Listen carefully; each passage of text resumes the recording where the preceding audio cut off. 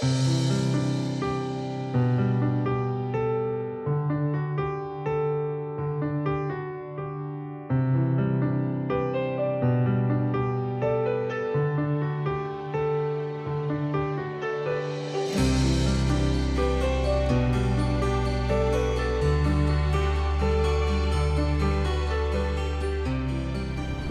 to my favorite room here at Rogers Gardens.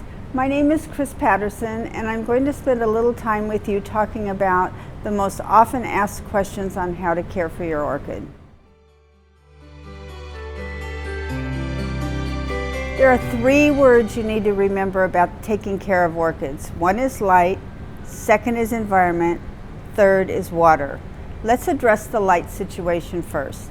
Most orchids like to have good, bright, indirect light, so you have control of that in your house. They do much better in a brightly lit window, no direct sun. They won't do as well in a darker corner. Secondly, environment. Think of orchids as growing up in a tropical rainforest. We know that when we have them in our home, we need to simulate something like that. So we will try and keep the temperature between 60 and 85 degrees. Lastly is water, and that's what we're going to spend time on right now because that is the #1 question asked. How do I water my orchid?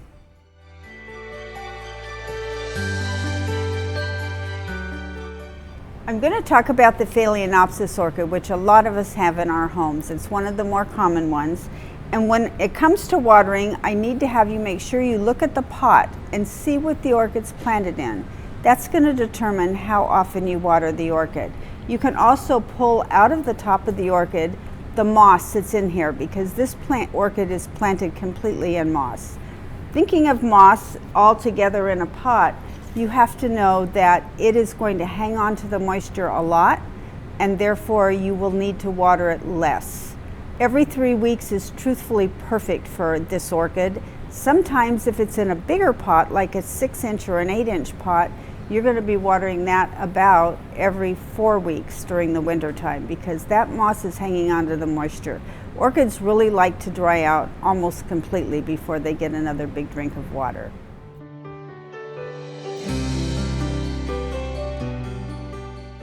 Some people come in and complain about their leaves or are scared about their leaves that have fallen off the orchid completely. The reason for that is when you do your watering and you're soaking the water all the way through under the sink, sometimes water gets stuck right here in the center. It's not a big deal if you get it out relatively soon. Just take a paper towel and soak it out. If you leave the water in there, it will rot the plant and that will make your leaves fall off, and the plant is not capable of rejuvenating after that. So it's best to try and make sure you don't get any water in here. And then also I wanted to talk a little bit about feeding. When orchids are blooming, we don't normally have to feed the orchid. When they're done blooming is when you want to give it some orchid food. So there's several different varieties that you can have. We have kind of an all-purpose one here at the store. You just mix it, follow the directions in some water, and about every 3 weeks when you water the orchid, also pour some food through.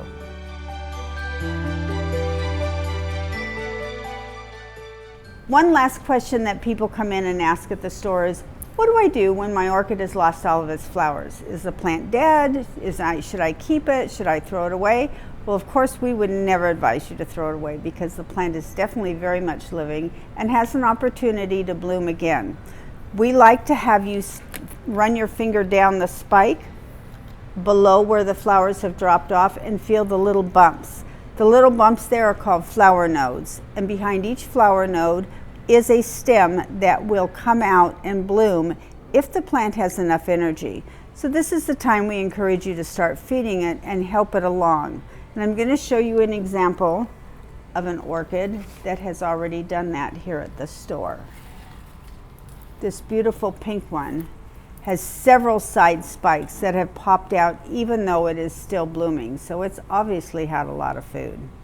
So my best advice to you is be patient and don't overmother your plant. They will be absolutely fine without you.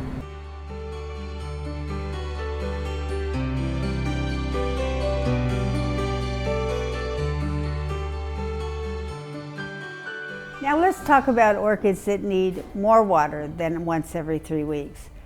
More water, you might say? How would you possibly know that? And remember, when I talked about orchids that were planted in moss, you knew that they needed to be watered about every 3 weeks.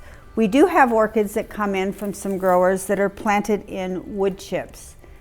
Take a look at what's on the top. You can see that these are all wood chips. So orchids planted in wood chips are going to dry out more quickly because it's wood, and the wood will dry out. It doesn't hang on to the moisture.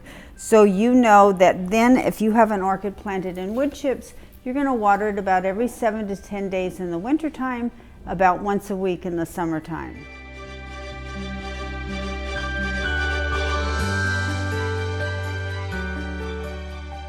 These orchids on this table here, when they are done blooming, there is not an opportunity for them to re-bloom again usually. So you just would cut the spike down completely at the bottom and enjoy the new growth throughout the year until they get ready to bloom again. Another interesting thing about orchids are there are several orchids that have a great fragrance, this being one of them. So be sure whenever you walk by orchids that you see on tables and so on, give them a sniff and see how good they smell.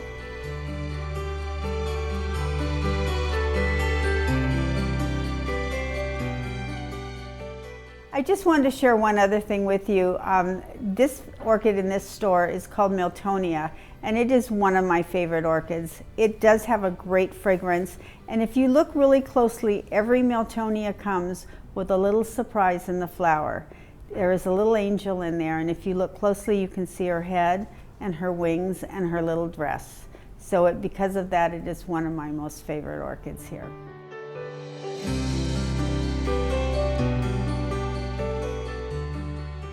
Today I have touched on a few ways for you to have some success with your orchids.